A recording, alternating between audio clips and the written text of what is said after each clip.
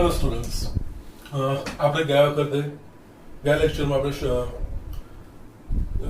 Lecture સુધી આપણે સંબંધના પ્રકારો એટલે કે સ્વવાચક, સંમિત અને પારંપરિક એ વસ્તુ જોઈ હતી. એના સિવાયના પછી આપણે સામ્ય વર્ગો પણ જોયા હતા અને કેટલાક એક્ઝામ્પલો બી જોયા હતા. અને ગયા લેક્ચરમાં મેં તમને સામ્ય વર્ગો કેવી રીતે વિભાજિત થાય એટલે કે જે ગણ પર વ્યાખ્યાયિત હોય સંબંધ, એ ગણના આપણે એવા ભાગો પાડીએ કે એ પ્રત્યેક ભાગના ઘટકો પરસ્પર આ સંબંધ હેઠળ સંકળાયેલા હોય, પણ કોઈ એક ભાગનો ઘટક એ બીજા ભાગના ઘટક સાથે આ સંબંધ હેઠળ સંકળાયેલો ન હોય. અને એના સિવાય આ બધા જ જે ભાગ પડે મુખ્ય ગણના, એ બધા જ પરસ્પર અલગ ગણો હોય, એટલે કે એનો છેદ ગણ ફાય થાય અને એ બધાનો યોગ ગણ એટલે કે બધાને ભેગું કરે તો ગણ એ બને. તો આવા જે ભાગ પડે એને ગણ એના ઉપવિભાગ, વિભાગ અથવા તો ભાગ અથવા તો એના સામ્ય વર્ગો કહેવામાં આવે. આપણે ગયા વખત જોયું હતું, ગયા લેક્ચરમાં જોયું તો આપણે દાખલા પણ કર્યા હતા એના પર. ઓકે, હવે આ સ્વાધ્યાયનો 1.1 નો 11મો એક્ઝામ્પલ મેં અહીંયા લખ્યો છે.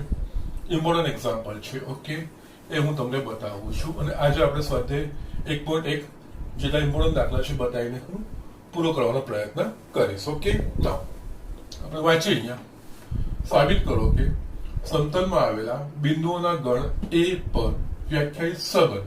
એટલે અહીંયા ગણ એ શું છે તો કે સમતલમાં આવેલા બિંદુઓનો ગણ. જસ્ટ મેં તમને પહેલા પણ કીધું છે. અહીંયા આપણે જો બોર્ડનો વિચાર કરીએ તો આ બોર્ડ બી એક સમતલ જ કહેવાય, અથવા તો કોઈ એક દિવાલ, આ રૂમની કોઈ પણ દિવાલ તમે લઈ લો તો કોઈ એક દિવાલ એ સમતલ જ કહેવાય. ધારો કે જો આપણે આ ગણ એ આ બોર્ડ સમજીએ છીએ તો આ બોર્ડ પર જેટલા બી બિંદુઓ આવે એ બધા જ બિંદુઓ ગણ એ માં છે. ઓકે, અને સમતલમાંનું કોઈ પણ બિંદુ હોય આપણે એને બે યામ એક્સ અને વાય યામથી આપણે એને દર્શાવતા હોઈએ છીએ. ઓકે, એટલે જસ્ટ અહીંયા અને મેં તમને એ પણ કીધું, સંબંધ હંમેશા આમાં આ વસ્તુનું ખાસ ધ્યાન રાખવાનું હોય કે અહીંયા જે ગણ વ્યાખ્યાયિત થશે એ બધા જ હંમેશા સંખ્યાઓના ગણ હશે એવું જરૂરી નથી. એમાં ઘણીવાર આપણે જે રીતે આગળ જોયું હતું કે સમતલમાંની બધી રેખાઓનો ગણ, સમતલમાંના બધા ત્રિકોણોનો ગણ, એ જ રીતે અહીંયા સમતલમાંના બધા બિંદુઓનો ગણ. અને અમુક દેખામાં આપણે જોયું હતું તો અમુક સંખ્યાઓનો ગણ હતો, જે રીતે 1 2 3 4 ગણ એ બરાબર 1 2 3 4 5 પર વ્યાખ્યાયિત સંબંધ, એ રીતનું સંખ્યાવાળો બી હોય. એટલે જસ્ટ અથવા તો ગણ ઝેડ પર વ્યાખ્યાયિત એ રીતનું પણ આવ્યું આપણે. ઓકે, સો જરૂરી નથી કે સંખ્યાઓ જ હોય, પણ અહીંયા જે બી ગાણિતિક પરિભાષા વડે બે વસ્તુઓ વડે સંબંધ જોડી શકાતો હોય એવા બધા શક્ય સંબંધો આપણા પાસે આવી શકે છે. ઓકે, અહીંયા જે આરમાં ઘટકો લઈશું ક્રમિક જોડમાં, એ ઘટકો બિંદુઓ હશે. એટલે કે આ જો બોર્ડ એ ને આપણે ગણ એ લઈએ તો આ બોર્ડ પરના કોઈ પણ બિંદુઓ હશે. ઓકે, ના આ ગણ એ પરનો સંબંધ આર બરાબર ક્રમિક જોડ પી અને ક્યુ. અહીંયા પી એ આ ગણ એટલે કે આ સમતલમાંનું કોઈ બિંદુ હશે અને ક્યુ એ આ સમતલમાંનું બીજું કોઈ બિંદુ હશે. ઓકે, એટલે એમના બંનેના એક્સ યામ અને વાય યામ હશે. ઓકે, પી ક્યુ એટલે કેવું ક્રમિક જોડ પી ક્યુ, એટલે ઉગમ બિંદુથી પી નું અંતર એ ઉગમ બિંદુથી ક્યુ ના અંતર જેટલું જ છે. એટલે પહેલા તો આપણે આ સંબંધ શું છે વ્યાખ્યાયિત કરીએ. આ સંબંધ હેઠળ બે ગણ એ ના બે બિંદુ ક્યારે આવરાશે તો કે એ બે બિંદુઓના ઉગમ બિંદુથી અંતર સમાન હશે તો એવા જ બે બિંદુઓની ક્રમિક જોડ આ સંબંધ હેઠળ આવશે. ઓકે, તો આર એ સામ્ય સંબંધ છે એવું આપણે સાબિત કરવાનું છે. અને એના પછી બીજો પાર્ટ અહીંયા એક્સટેન્શન છે. સાબિત કરો કે ઉગમ બિંદુ સિવાયના બિંદુ પી સાથે સંબંધ આર ધરાવતા બધા જ બિંદુઓનો ગણ એ પી માંથી પસાર થતું ને ઉગમ બિંદુ કેન્દ્ર વાળું વર્તુળ છે. યસ, આ પાર્ટ મારે તમને બતાવવાનો છે. ઓકે, પહેલા તો આને સામ્ય સંબંધ દર્શાવવાનું, કારણ કે સામ્ય વર્ગ હોય કે અથવા તો આ રીતનું કોઈ સ્ટેટમેન્ટ હોય એ સામ્ય વર્ગો માટે વ્યાખ્યાયિત થતું હોય છે. ઓકે, તો એના માટે સામ્ય સંબંધ હોવો જોઈએ. તો અહીંયા આપણે પહેલા તો જે સંબંધ છે લખું છું, આર ઇઝ ઇક્વલ્સ ટુ પી ક્યુ, જ્યાં ઉગમ બિંદુ થી પી નું અંતર એ ઉગમ બિંદુથી ક્યુ ના અંતર જેટલું જ છે. ઓકે, એટલે આનો આપણે અર્થ લખવો હોય તો બિંદુઓ PQ belongs to એ માટે, કારણ કે એ બધા બિંદુઓનો ગણ છે. એટલે એના પી અને ક્યુ બિંદુઓ, પી અને ક્યુ એમાંના કોઈ બિંદુઓ માટે જો ઉગમ બિંદુથી પી નું અંતર અને ઉગમ બિંદુથી ક્યુ નું અંતર સમાન હોય તો જ P Q belongs to R. Okay, just આ રીતે આપણે લખવાનું. એટલે આની સરળ ભાષા, યસ, આ ગણ બિંદુઓનો ગણ એ છે આખું બોર્ડ, એમાંથી બધા જ બિંદુ આ ક્રમયુગ જોડ હેઠળ નહીં આવશે. એટલે આમાં ની એવા બિંદુઓનો ક્રમયુગ જોડામાં પણ એવો સમાવેશ કરવાનો કે જે બિંદુઓનું ઉગમ બિંદુથી અંતર સમાન હોય એવી જ ક્રમયુગ જોડો આમાં આવશે. ઓકે, એની આ ખબર હેઠળ એનું આવરાશે બેટા. ઓકે, ના હવે આપણે સામ્ય સંબંધ પુરવાર કરવાનો છે. એટલે પેલા આપણે સ્વવાચકતા, સંમિતતા અને પારંપરિકતા. સ્વવાચકતા માટે આપણે શું કરવું પડે? બંને સમાન, એટલે પી પી બિલોંગ્સ ટુ આર. એટલે કે આપણે બતાવવું પડે ઉગમ બિંદુથી પી નું અંતર, ઉગમ બિંદુથી પી નું અંતર સમાન છે. એ તો ઈઝી છે, આપણે બતાવી શકીએ છીએ. ઓકે, એટલે અહીંયા છે ને ઉગમ બિંદુ છે ને, ધારો કે ઉગમ બિંદુ ઓ છે. ઓકે, તો ફર્સ્ટ સ્વવાચકતા માટે આપણે જાણીએ છીએ કે સમતલમાંના કોઈ બિંદુ પી માટે ઓપી બરાબર ઓપી લખી શકાય, કારણ કે અંતર છે ઉગમ બિંદુથી પી નું અંતર બરાબર ઉગમ બિંદુથી પી નું અંતર. એટલે કે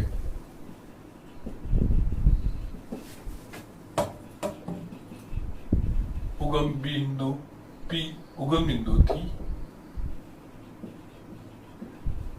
પી નું અંતર એ ઉગમ બિંદુથી પી ના અંતર જેટલું જ છે. યસ, આ વસ્તુ થઈ. અહીંયા પી અને ક્યુ ની જગ્યાએ પી પી થઈ ગયું મારે. પી પી બિલોંગ્સ ટુ આર, જે અહીંયા વાંધો નથી માટે આર એ સ્વવાચક છે. સંમિતતા માટે આપણે શું સાબિત કરવું? પી ક્યુ બિલોંગ્સ ટુ આર આપણે લઈ લેવાનું, એના પરથી ક્યુ પી બિલોંગ્સ ટુ આર એવું સાબિત કરવાનું હોય. લોજિકલ સ્ટેપ લખવાના છે. ધારો કે પી ક્યુ બિલોંગ્સ ટુ આર, એટલે આપણે પી ક્યુ બિલોંગ્સ ટુ આર લઈ લીધું છે. એટલે કે ઉગમ બિંદુથી પી નું અંતર એ ઉગમ બિંદુથી ક્યુ ના અંતર જેટલું જ છે એવું આપણે લખી શકીએ. ના માટે અહીંયા યસ અંતર આપણે માનાંકમાં ઓપી, ઓકે, ઉગમ બિંદુને ઓ લીધું છે ને પી, એટલે ઇઝ ઇક્વલ્સ ટુ ઓ ક્યુ. આ વસ્તુ આપણે લખી શકીએ. ના ક્યુપી પુરવાર કરવું હોય તો આપણે શું લખવું પડે? ઉગમ બિંદુથી ક્યુ નું અંતર એ ઉગમ બિંદુથી પી ના અંતર જેટલું છે. યસ, તો અહીંયા આપણને જો અહીંયા ઓપી બરાબર ઓક્યુ કીધું હોય તો ઓક્યુ બરાબર ઓપી લખાશે. યસ, લખી શકીએ છીએ. અને અહીંયા કંઈક સમાનતાની ચિહ્ન છે, અહીંયા આપણે ઓ ક્યુ બરાબર ઓપી. યસ, અહીંયા ક્રમનું મહત્વ છે. અહીંયા પી પહેલા હતું ને ક્યુ પછી, એટલે પી ક્યુ થયું. અહીંયા ક્યુ પહેલા આવ્યું, પી એટલે ક્યુ પી. એટલે તો આપણે ક્રમિક જોડ કહીએ છીએ. આ ક્રમનું મહત્વ છે. આનો અર્થ થાય માટે ઉગમ બિંદુથી ક્યુ નું અંતર એ ઉગમ બિંદુથી પી ના અંતર જેટલું જ છે. માટે અહીંયા ક્યુ પી બિલોંગ્સ ટુ આર માટે આર એ સંમિત સંબંધ. જસ્ટ આ લોજિકલ સ્ટેપ્સ લખવાના, સર લખે છે તમારે પણ લખવાના. જસ્ટ હું કોઈ પણ સ્ટેપ ઉડાડતો નથી. આ રીતના એક્ઝામ્પલ આવશે, તમારે લોજિકલી આ વસ્તુ લખવાની છે અને લખવાની છે. એટલે સર પણ લખી રહ્યા છે. એ સર સંબંધ પૂરતું જ છે, વિધેયમાં આટલું બધું લખવાનું નહીં. આપણે સંબંધમાં થોડા સ્વવાચકતા સંવિધાન પરંપરિતામાં આવશે. ઓકે, થર્ડ આપણે પરંપરિતા વિચારવાની છે. પરંપરિતામાં આપણે શું સ્વીકારી લઈએ? P Q belongs to R અને ક્યુ આર તો આપેલું છે, એસ લઈએ. P Q belongs to R અને Q S belongs to R લખી લઈએ. એવું આપણે લઈ લઈએ. એના પરથી આપણે P S belongs to R એવું આપણે પુરવાર કરીએ તો પરંપરિત છે એવું આપણે સાબિત થઈ જાય. ઓકે, નાઉ થર્ડ, ધારો કે PQ belongs to R તથા QS belongs to R, એટલે કે અથવા તો તમે લખો અર્થાત PQ belongs to R લખ્યું મતલબ આ સંબંધ પ્રમાણે ઉગમ બિંદુથી P નું અંતર A ઉગમ બિંદુથી Q ના અંતર જેટલું જ છે તથા બીજું આપણે લખ્યું છે QS belongs to R, એનો અર્થ ઉગમ બિંદુથી Q નું અંતર A ઉગમ બિંદુથી S ના અંતર જેટલું જ છે. યસ, આ બંને સ્ટેટમેન્ટમાં આપણે માનાંકમાં OP બરાબર માનાંકમાં OQ તથા માનાંકમાં OQ બરાબર માનાંકમાં OS લખાય. ના, હવે આપણે આના પરથી PQ અને QS બિલોંગ્સ ટુ R લખ્યું છે, આપણે PS બિલોંગ્સ ટુ R સાબિત કરવું પડે. એટલે કે ઉગમ બિંદુથી P નું અંતર A ઉગમ બિંદુથી S ના અંતર જેટલું છે. ઉગમ બિંદુથી P નું અંતર એટલે OP, ઉગમ બિંદુથી S નું અંતર એટલે કે OS. આ જે લખ્યું છે એના પરથી કરી શકીએ આપણે. યસ, અહીંયા OP બરાબર OQ છે બરાબર OS છે માટે OP બરાબર OS લખાય માટે ઉગમ બિંદુથી P નું અંતર A ઉગમ બિંદુથી S ના અંતર જેટલું જ છે માટે PS belongs to R માટે R એ પારંપરિક છે માટે R એ સામ્ય સંબંધ છે.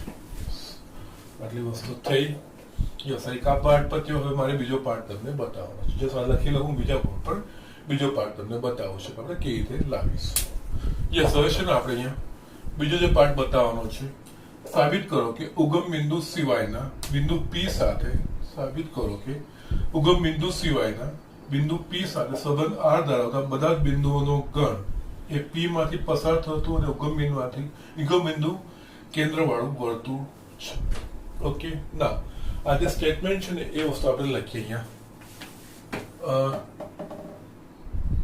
પહેલા તો વસ્તુ આ રીતે લખીએ. ધારો કે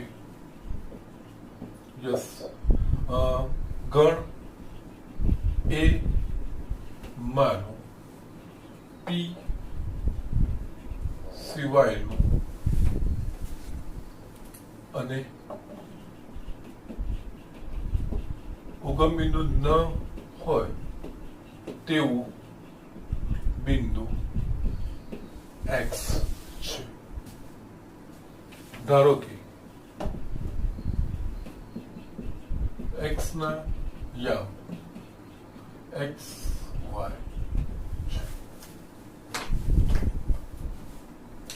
હવે આપણે અહીંયા લઈએ જે સ્ટેટમેન્ટ આપ્યું છે ઉગમ બિંદુ સિવાયના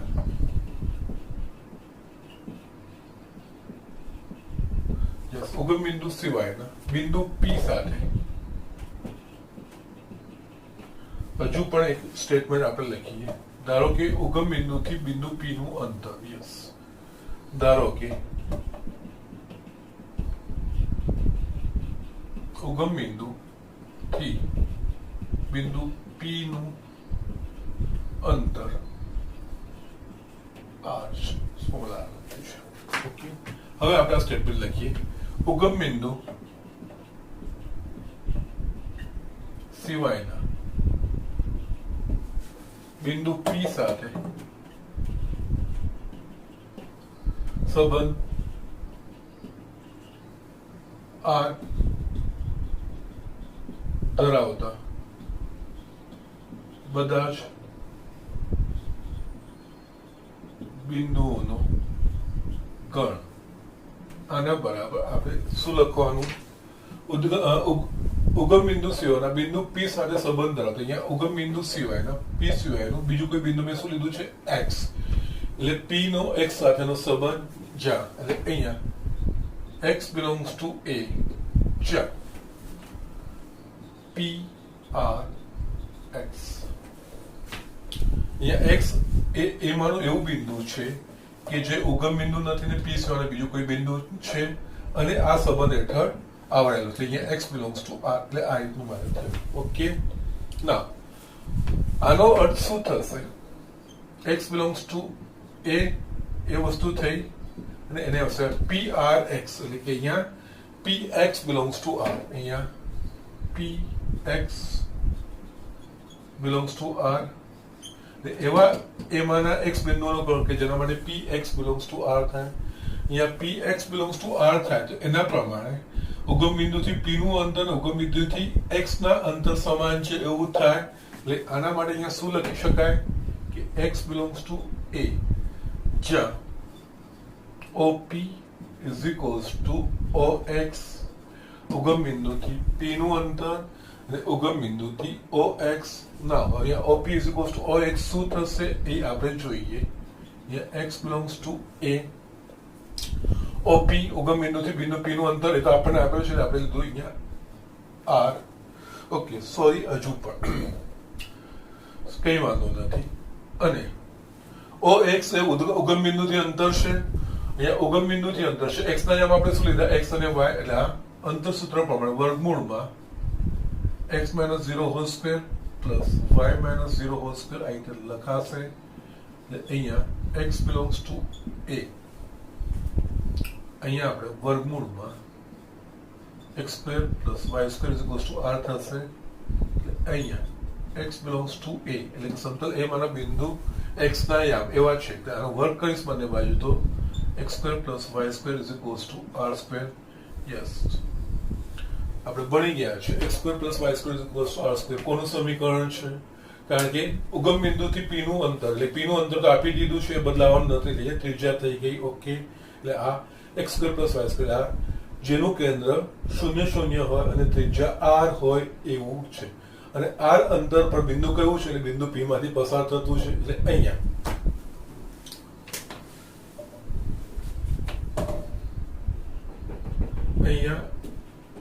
આપણને બિંદુ એક્સ એક્સ વાય માટે X square plus Y square is equals to R square મળે છે, જે કેન્દ્ર ઉગમ બિંદુ હોય અને ત્રિજ્યા આર હોય તેવા વર્તુળનું સમીકરણ છે. તેમજ યસ, બિંદુ પી એ ઉગમ બિંદુથી આર અંતરે છે, એટલે કે બિંદુ એટલે કે ઉપરનું વર્તુળનું સમીકરણ બિંદુ પી માંથી પસાર થાય. ઓકે, એટલે જે આપણે સાબિત કરવાનું છે કે પી સાથે સંબંધવાળા બધા જ બિંદુઓનો ગણ એ પી માંથી પસાર થતું ને ઉગમ બિંદુ કેન્દ્ર વાળું વર્તુળ છે. ઉગમ બિંદુ વર્તુળ વાળું કેન્દ્ર આવી ગયું અને તેની ત્રિજ્યા શું થઈ? આર એકમ. અને ઉગમ બિંદુથી આર એકમ અંતરે બિંદુ પી આવેલું છે. ઓબ્વિયસલી યસ, પી એ આ વર્તુળ પરનું જ બિંદુ છે અને જેનું કેન્દ્ર ઉગમ બિંદુ છે. જસ્ટ આ રીતે આપણે બતાવવાનું હોય છે. જસ્ટ મેઇન પાર્ટ મારે આ બતાવવાનું તો એટલે આ દાખલો લીધો છે. આ રીતે સ્ટેટમેન્ટ વાળા દાખલા એમાં ખાસ ધ્યાન રાખવાનું હોય છે. ઓકે, ઝડપથી લખી લો. હું તમને બીજો એક દાખલો બતાવું છું. યસ, અહીંયા બીજો દાખલો લખ્યું 9મો. મેં પહેલા 11માં બતાવી દીધો, આના પછી લાગ્યું કે 9મો બી બતાવી દો. સાબિત કરો કે ગણ એ બરાબર x belongs to z જ્યાં 0 less than equals to x less than 12 પર વ્યાખ્યાયિત નીચે દર્શાવેલ સંબંધ. ઓકે, ત્યાં ગણ એ પણ વ્યાખ્યાયિત છે. એટલે ગણ એમાં કયા ઘટકો આવશે?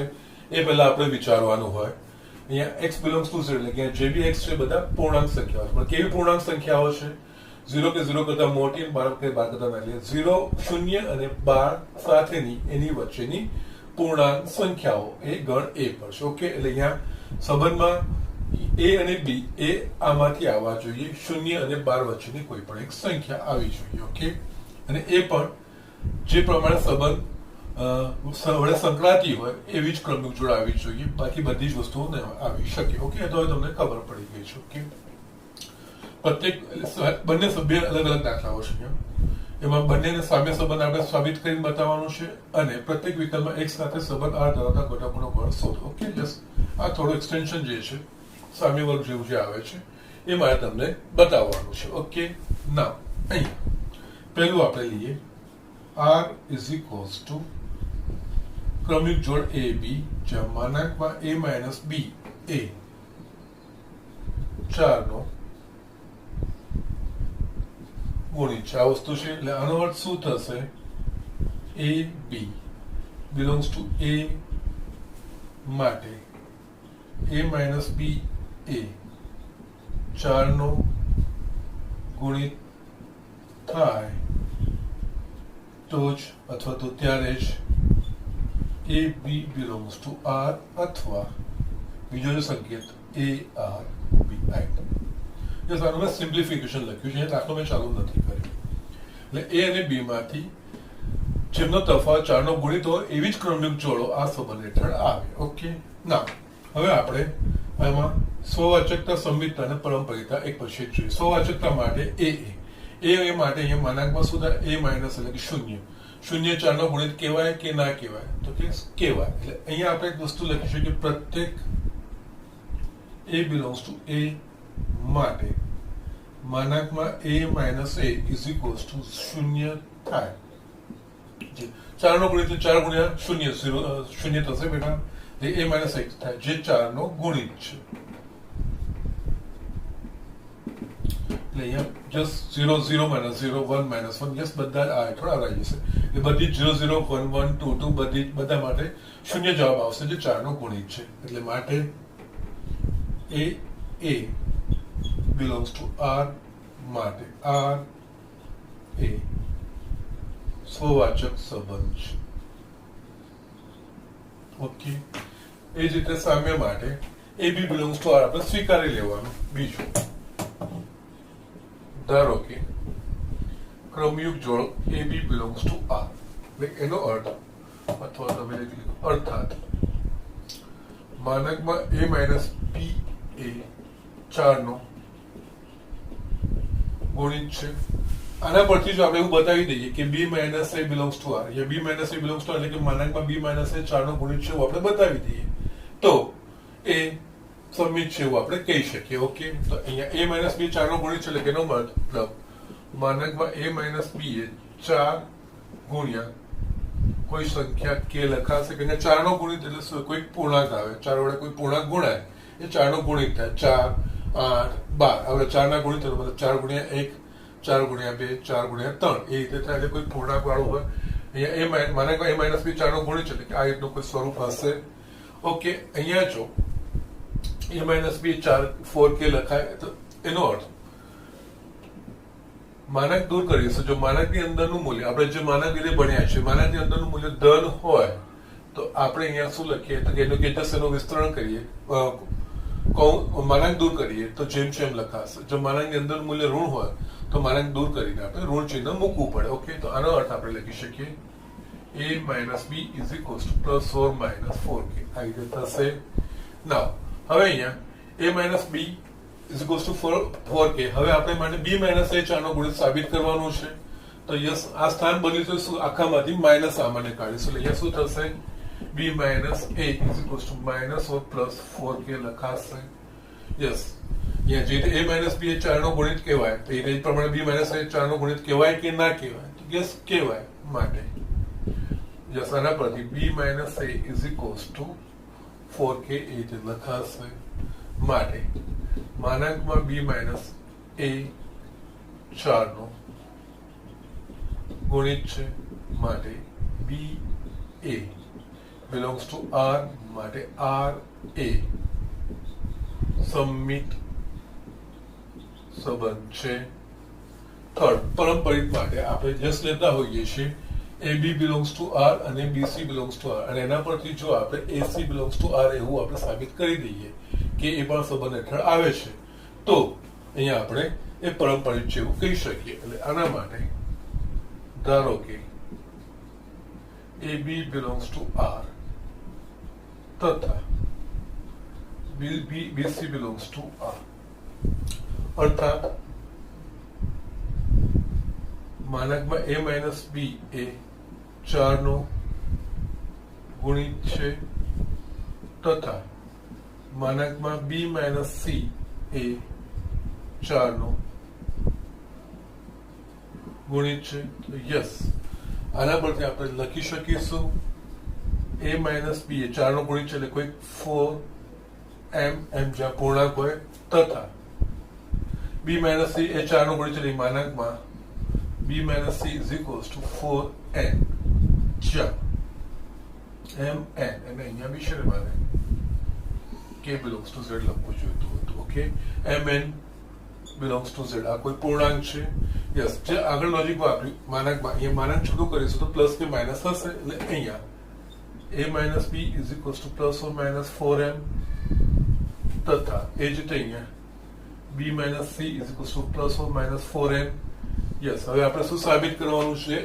માનકમાં a માઇનસ સી એ 4 નો ગુણિત છે એટલે કે અહીંયા આપણે a minus C A 4 into કોઈ પૂર્ણાંક એવું સાબિત કરી દઈએ તો આપણને એ 4 નો ગુણિત છે એવું કહી શકીએ. તો યસ, અહીંયા હવે a માઇનસ બી બે માઇનસ સી છે તો આ બંનેનો સરવાળો કરો તો a minus B plus B minus C is equal to જમણી બાજુ plus or minus 4m plus or minus 4n. Yes, અહીંયા માઇનસ બી પ્લસ બી ગયા. a minus c is equal to plus or minus 4 સામાન્ય નીકળશે કૌંસમાં m plus n. હવે m પણ કોઈ પૂર્ણાંક છે ને n પણ કોઈ પૂર્ણાંક છે તો બે પૂર્ણાંકોનો સરવાળો એ પણ કોઈ પૂર્ણાંક હોય એટલે આની જગ્યાએ કોઈ પૂર્ણાંક આવશે એટલે આની જગ્યાએ નેક્સ્ટ સ્ટેટમેન્ટ આ રીતે લખાય માટે a minus c is equal to plus or minus 4k જ્યાં m plus n બરાબર k એ કોઈ પૂર્ણાંક છે અથવા તો belongs to z છે. Okay, now a minus b plus or minus k છે જે રીતે આપણે માનકમાં a minus b is equals to 4k એના પરથી આપણે a minus b is equals to plus or minus 4k લખીએ તો આનું ઉલટું આપણે આ રીતે લખી શકીએ. તો સેમ વે અહીંયા a minus c is equals to 4k છે તો માનકમાં a minus c is equals to 4k લખી શકીએ. આનો અર્થ શું થાય? માનકમાં a minus c એ 4 નો ગુણિત છે માટે માનકમાં a minus c એ 4 નો ગુણિત છે માટે અહીંયા ac belongs to r માટે r પારંપરિક છે માટે r સામ્ય સંબંધ છે. ઓકે, નાઉ આ પહેલો પાર્ટ જે છે સામ્ય સંબંધ, પ્રત્યેક આરે સામ્ય સંબંધ છે એવું બતાવવાનું જે કીધું છે પહેલો પાર્ટ અહીંયા પર થઈ ગયો. Okay, so these are the things આ રીતે આપણે દાખલ કર્યો છે. ઓકે, નાઉ અહીંયા હવે નેક્સ્ટ વસ્તુ આવે છે પ્રત્યેક વિકલ્પમાં એટલે કે આમાંથી એક સાથે સંબંધ આર ધરાવતા ઘટકોનો ગણ. એટલે આપણે યસ આ ક્રમિક જોડ એ બી માનો કોઈ એક ઘટક એક હોય તો બીજા જે ઘટકો આ સંબંધ હેઠળ એક સાથે સંકળાતા હોય બધા જ ઘટકો આમાં આપણે લખવાના છે. ઓકે, તો એ કેવી રીતે લખાશે એના માટે છે ને પહેલા જે આપણને કીધું છે ને અને આ બધા ઘટકો એટલે ગણ એના એવા ઘટકો કે જેમાં એક આ બે પૈકી કોઈ પણ એક હોય તો બીજો ઘટક કયો હોઈ શકે છે, બધા જ શક્ય ઘટકોનો ગણ એવું આપણે શોધવાનું છે. ઓકે, તો એના માટે આ સ્ટેટમેન્ટ પહેલા લખવાનું અહીંયા એક સાથે સંબંધ આ ધરાવતા ઘટકોનો ગણ. એક સાથે સંબંધ આર ધરાવતા ઘટકોનો ગણ. ઓકે, એટલે કે જે આપણે ક્રમિક જોડ લઈએ એમાં એક હોવો જ જોઈએ. ઓકે, તો એવું આપણે લઈએ તો અહીંયા આ લખાય x belongs to a જ્યાં x r 1. એ બી લખ્યું છે તો આપણે એ પ્રમાણે એક્સ ના લઈએ એ અને અહીંયા યસ એ R1 એ રીતે લઈએ તો પણ ચાલશે. તમે એક્સ લીધું છે તો પણ વાંધો નથી એમ તો, પણ અહીંયા એ બી વાળું લીધું છે. અહીંયા એ એટલે કે આર માનો એ માનો કોઈ ઘટક એ એવો છે કે જે બીજો ઘટક એટલે બી બરાબર 1 અથવા તમે આ રીતે પણ લખી શકો બી બિલોંગ્સ ટુ એ જ્યાં 1 R B એ બી ચાલે, બંનેમાંથી કોઈ એક સ્થાને હોય. એટલે એક આર નો સમાવેશ એક જેના પર એક સાથે સંબંધિત છે એટલે એકનો સમાવેશ થવો જોઈએ. ઓકે ના અહીંયા એ બિલોંગ્સ ટુ એ જ્યાં એ R1 એટલે આના પ્રમાણે શું થવું જોઈએ ઇઝ ઇક્વલ્સ ટુ એટલે ગણ એ માના ઘટકો એ ઘટકો એવા કે માનાંકમાં a - 1 એ 4 નો ગુણિત છે. ઓકે નાઉ ગણ એ માના સ્મોલ એ એવા ઘટકો કે જેના માટે માનાંકમાં a - 1 એ 4 નો ગુણિત થાય. તો કયા કયા ઘટકો મળે એવા છે તો યસ પહેલા તો 1 એ બરાબર 1 લઈશું તો 1 - 1 0 4 નો ગુણિત. એના સિવાય યસ એ બરાબર આ 0 થી 12 વચ્ચેની એ કયું મૂલ્ય લે કે જેથી જેનો તફાવતનું માન એ 4 નો ગુણિત થાય. એટલે પહેલા 1 તો આવી ગયું, એના સિવાય પછી 5 અને 9 એટલું તસવીર કોઈ નહીં થાય. ઓકે એટલે અહીંયા આ વસ્તુ થાય. આ શરતનું પાલન કરતા ઘટકો એટલે કે 1 5 4 નહીં 1 5 9 આ વસ્તુ થાય. જસ્ટ આ રીતે આપણે આ દાખલાઓ કરવાના છે. એ જસ્ટ બીજો જે વિકલ્પ છે ને એ વસ્તુ મારે તમને બતાવવાનું છે એ રીતે કરીશ. ઓકે હવે આનામાં જે સેકન્ડ પાર્ટ છે જે બીજો જે સંબંધ છે એ તમને હોમવર્કમાં આપવું છે, તમારે જાતે કરવાનો પ્રયત્ન કરજો. કંઈ પ્રોબ્લેમ આવે છે તો મને પૂછો, બાકી આ રીતે કરવાનો છે. આના સિવાય હું તમને બીજો એક દાખલો પણ બતાવી દઉં છું. આપણે આ એક દાખલો ઝડપથી જોઈ લઈએ. આપણે એક્ઝામ્પલ 13મો છે જે સ્વાધ્યાયમાં મારા તરફથી છેલ્લો છે, બાકીના બધા તમારે કરી લેવાના છે. સાબિત કરો કે તમામ બહુકોણના ગણ એ પર વ્યાખ્યાયિત સંબંધ R બરાબર ક્રમિક જોડ P1 P2 જ્યાં P1 અને P2 ની બાજુની સંખ્યા સમાન છે એ સામ્ય સંબંધ છે. યસ આના પછી આપણે આગળ જોઈએ છીએ. પહેલા તો આ સામ્ય સંબંધ બતાવવાનો છે. અહીંયા જે લેંગ્વેજ વાપરી છે ને યસ એ લેંગ્વેજ માટે મેં આ દાખલો લીધો છે. અહીંયા બહુકોણ એટલે કે જેની 3 કે 3 કરતા વધારે બાજુઓ હોય એ બંધ આકૃતિઓ બહુકોણ કહેવાય. ઓકે એટલે 3 કે 3 કરતા વધારે બાજુ વાળું કોઈ બી ભૌમિતિક આકૃતિ એ કહેવાશે બહુકોણ. Okay so these are the things. એટલે અને બંધ આકૃતિ 3 કે 3 કરતા વધારે માટે જ મળે. ઓકે તો અહીંયા 3 કે 3 કરતા ત્રિકોણ, ચોરસ, લંબચોરસ આ બધા જ બહુકોણો કહેવાય. પણ અહીંયા શું કીધું છે ધ્યાન રાખવાનું છે, P1 અને P2 ની બાજુઓની સંખ્યા સમાન. Yes be careful. ત્રિકોણની એકરૂપતા, સમરૂપતા, કાટકોણ એવું કંઈ જ નથી કીધું. બાજુઓની સંખ્યા સમાન હોય છે એવું કીધું છે. એટલે આમાં ત્રિકોણ આખા સમતલમાં ત્રિકોણો હોય પણ જે ત્રિકોણો હોય એ ત્રિકોણની કોમ્યુનિક જોડ અહીંયા આવશે. એમની વચ્ચે કોઈ સમાનતા એકરૂપતા હોય છે એવું કોઈ જરૂરી નથી. બાજુઓની સંખ્યા એવું લખ્યું છે. ચોરસ કે લંબચોરસ આમાં આવી શકે. એટલે જેટલા બી લંબચોરસ કે લંબચોરસ હોય એ બધા જ અથવા તો સમાંતર બાજુ ચતુષ્કોણ આ બધી જ વસ્તુઓ, સમલંબ ચતુષ્કોણ આ બધી જ વસ્તુઓ ચોરસ 4 બાજુ વાળા કહેવાશે અને એ એકબીજા સાથે જોડાશે. આ ખાસ ધ્યાન રાખવાનું છે. P1 અને P2 બાજુઓની સંખ્યા સમાન છે. ઓકે ના અહીંયા વસ્તુને સાબિત કરવું, સામ્ય સંબંધ એવું સાબિત કરવું તો આપણને જે હવે તો ઈઝી થઈ જશે. પહેલા સ્ટેટમેન્ટ લખી નાખવું એટલે તમને બહુ જ ઈઝી થઈ જશે આ વસ્તુ. અહીંયા P1 અને P2 શું દર્શાવશે તો આ સમતલમાંના યસ P1 અને P2 સમાન બાજુઓ વાળી ભૌમિતિક આકાર. ઓકે બહુકોણ. P1 P2 P1 અને P2 ની બાજુઓની સંખ્યા સમાન છે. ઓકે ના અહીંયા હું એક મિનિટ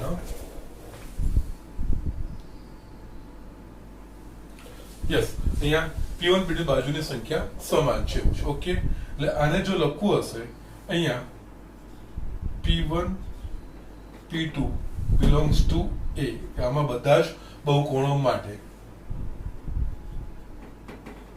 જો P1 જો બહુકોણ P1 અને P2 ની બાજુઓની સંખ્યા સમાન હોય તો જ P1 P2 belongs to R. આનો અર્થ આ રીતે આપણે લેવાનો છે. ઓકે, નાવ આપણે સામ્ય સંબંધ બતાવવા માટે પ્રથમ આપણે સ્વવાચકતા એટલે કે સ્વવાચકતા માટે પહેલું આપણે લઈએ. અહીંયા પ્રત્યેક P1 belongs to A માટે અહીંયા સ્વવાચકતા માટે શું આવવું જોઈએ? P1 P1. જો P1 એ કોઈ બહુકોણ હોય તો બીજો બહુકોણ P1 એ સેમ નામનો છે એટલે એવો જ બહુકોણ કે એટલે એનો એચ છે એટલે બંનેની જો બે સમાન બાજુઓ વાળી ભૌમિતિક હોય આકાર તો યસ એમની બાજુઓ સમાન જ હોય એવો અભ્યાસ વસ્તુ છે એટલે એના પ્રમાણે લખવાનું. અહીંયા પ્રત્યેક P1 belongs to અહીંયા P1 એ આમાંનો કોઈ એક બહુકોણ છે. પ્રત્યેક P1 belongs to P1 માટે P1 અને P1 ની બાજુઓની સંખ્યા સમાન છે.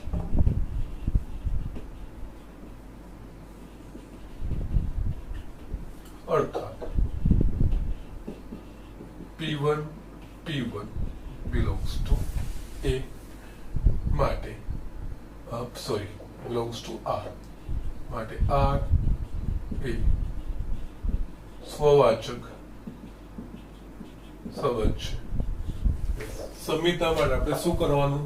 તો P1 P2 belongs to R આપણે લઈ લેવાનું, એના પરથી P2 P1 એટલે આના પ્રમાણેની આપણે જે ગુણધર્મ લખ્યું છે એમાં P1 P2 belongs to R નો અર્થ શું થાય? P1 અને P2 ની બાજુની સંખ્યા સમાન છે. જો P2 P1 બતાવવું હોય તો P2 અને P1 ની બાજુઓ સમાન છે. P1 અને P2 ની બાજુ સમાન હોય તો આપણે લખી શકીએ P2 અને P1 ની બાજુઓની સંખ્યા સમાન છે. તો યસ P1 અને P2 ની સમાન છે નો મતલબ P2 અને P1 ની પણ સમાન જેવું લખાય છે. જસ્ટ એ સ્ટેટમેન્ટ લખવાનું છે. ધારો કે P1 P2 belongs to R અર્થાત P1 અને P2 ની અને આ બધા જ બહુકોણો છે, ઇંગ્લિશમાં પોલિગન્સ કહેવાય એટલે P લીધું છે. P1 અને P2 ની બાજુઓની સંખ્યા સમાન છે. યસ P1 અને P2 ની બાજુની સંખ્યા સમાન છે, તેના પરથી આપણે P2 અને P1 ની બાજુની સંખ્યા સમાન લખી શકીએ. માટે P2 અને P1 ની બાજુઓની સંખ્યા સમાન છે. આ સ્ટેટમેન્ટ આના સાથે કમ્પેર કરશો તો યસ P1 ની જગ્યાએ P2 P2 લઈએ, આ બદલાઈ ગયું. માટે યસ ક્રમિક જોડનો અર્થ છે કે ક્રમનું મહત્વ છે. માટે અહીંયા P2 P1 belongs to R માટે R એ સંમિત સંબંધ છે. ઓકે, થર્ડ સ્વવાચકતા માટે આપણે P1 P2 અને P2 P3 belongs to R લઈએ. એના પરથી જો P1 P3 belongs to R એટલે કે P1 અને P3 ની બાજુની સંખ્યા સમાન છે એવું બતાવી દઈએ તો યસ આપણે થઈ જશે. એટલે ધારો કે P1 P2 belongs to R તથા P2 P3 belongs to R અર્થાત આ સંબંધ પ્રમાણે P1 અને P2 ની બાજુની સંખ્યા સમાન છે તથા P2 અને P3 ની બાજુઓની સંખ્યા સમાન છે. જસ P1 અને P2 ની બાજુની સંખ્યા સમાન છે અને P2 અને P3 ની બાજુની સંખ્યા છે, તેના પરથી આપણે લખી શકીએ P1 અને P3 ની સમાન છે કારણ કે P2 બરાબર P3 છે, P1 બરાબર P2 છે તો P1 બરાબર P3 થાય બાજુની સંખ્યા માટે P1 અને P3 ની બાજુઓની સંખ્યા સમાન છે. યસ એટલે P1 P3 belongs to R માટે R પારંપરિક છે માટે અહીંયા સ્વવાચક સંમિત અને પારંપરિક માટે R સામ્ય સંબંધ છે. ઓકે, યસ હવે જે નેક્સ્ટ સ્ટેટમેન્ટ છે એ આપણે જોઈએ. 3, 4 અને 5 લંબાઈની બાજુવાળા કાટકોણ ત્રિકોણ સાથે સંબંધ આર ગણ ધરાવતા. અહીંયા ત્રિકોણની કાટકોણ ત્રિકોણ પણ કહી દીધું છે અને 3 બાજુના માપ પણ કહી દીધું છે, પણ સંબંધ એટલે કે અહીંયા બાજુઓ સમાન થવી જોઈએ. એટલે બીજો ત્રિકોણ એટલે જરૂરી નથી કે અહીંયા કાટકોણ હોવો જ જોઈએ. અહીંયા બાજુઓની સંખ્યા સમાન છે એટલે આ ખાસ જસ્ટ આ લોકો જસ્ટ તમને ભરવા માટે આ વસ્તુ લખી છે. અને લંબાઈ સાથે પણ લેવા દેવા નથી. લંબાઈ નાની મોટી ગમે તે હશે, બાજુઓ સમાન થવી જોઈએ. એટલે અહીંયા 3, 4 અને 5 લંબાઈની બાજુવાળા કાટકોણ ત્રિકોણ સંબંધ ધરાવતા ત્રિકોણ બીજું કંઈ નહીં, એના તમામ ત્રિકોણોનો ગણ થશે. ઓકે, અહીંયા આ વસ્તુ કારણ કે બાજુઓ સમાન થવી જોઈએ. આ 3, 4, 5 અને કાટકોણ ત્રિકોણ જસ્ટ તમને કન્ફ્યુઝ કરવા માટે લખ્યું છે, બીજું કંઈ નહીં. આપણે તો ગુણધર્મ અહીંયા 3, 4 અને 5 લંબાઈ વાળો કાટકોણ ત્રિકોણ છે, પણ એના સાથે બીજું શું આવવું જોઈએ? બીજો એવો ત્રિકોણ કે જેની બાજુની સંખ્યા સમાન થવી જોઈએ. એટલે અહીંયા સમરૂપતા કે એકરૂપતા એવું કંઈ કીધું નથી, કે એવા થવા જોઈએ એવું કંઈ જ કીધું નથી. તો બાજુની સંખ્યા એટલે આ ત્રિકોણ હોય, કાટકોણ ત્રિકોણ, ઓકે, 3, 4, 5. હવે બીજો કોઈ ત્રિકોણ આ સંબંધ હેઠળ બીજો આને P1 લઈએ તો બીજો કોઈ ત્રિકોણ P કે જેની સંખ્યા સમાન, એટલે આમાં આ ત્રિકોણમાં કેટલી સમાન છે? 3. એટલે બીજો કોઈ બી ત્રિકોણ જેમાં બાજુ તો 3 જ રહેવાની, એટલે બીજો કોઈ પણ ત્રિકોણ એ આની સાથે સંકળાઈ શકશે. ઓકે, એટલે આ ખાસ વસ્તુનું ધ્યાન રાખવાનું છે ને એટલા માટે જ ગુણધર્મનું પાલન થવું છે. ગુણધર્મ બાજુઓ માટે આ જસ્ટ તમને કન્ફ્યુઝ કરવા માટે કે તમે જસ્ટ એક કાટકોણ ત્રિકોણ લખો, એવું નથી. અહીંયા આપણે બાજુઓ સમાન થવી જોઈએ કે ચોક્કસ આકાર ધારણ કરવો છે એવું લખેલું નથી. ઓકે, અહીંયા 3, 4, 5 લંબાઈની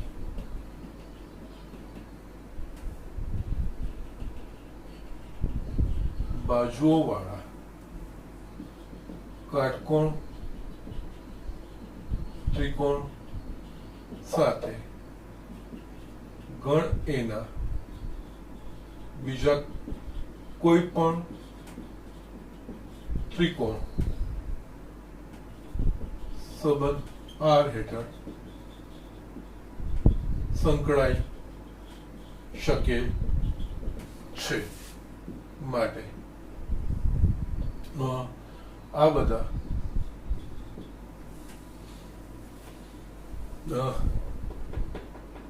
માટે ગણ એના તમામ ત્રિકોણોનો આ ઘટકોમાં સમાવેશ થાય. કે જસ્ટ આ વસ્તુ આ જસ્ટ સ્ટેટમેન્ટ માટે પણ અહીંયા જસ્ટ તમને થોડું ફેરવા માટે લખ્યું છે, પણ મૂળ ગુણધર્મને આપણે વળગી રહેવાનું. અહીંયા આપણે કાટકોણ ત્રિકોણ પણ કીધું છે અને માપ પણ આપ્યા છે, પણ આ સંબંધ હેઠળ બાજુઓ સમાન થવી જોઈએ. એટલે બાજુ તો કોઈ પણ ત્રિકોણમાં બાજુઓ 3 જ હોય, આ ત્રિકોણ જ કીધો છે તો બીજો કોઈ ત્રિકોણ જ આવવો જોઈએ. એટલે આ રીતમાં આપણે કરવાનું છે. ઓકે, અહીંયા હું તમારું સ્વાધ્યાય 1.1 બતાવું છું. અહીંયા તમારે જે બાકીના દાખલાઓ છે એ તમારે બતાવવાના છે. હોમવર્ક હું તમારું લખી દઉં છું.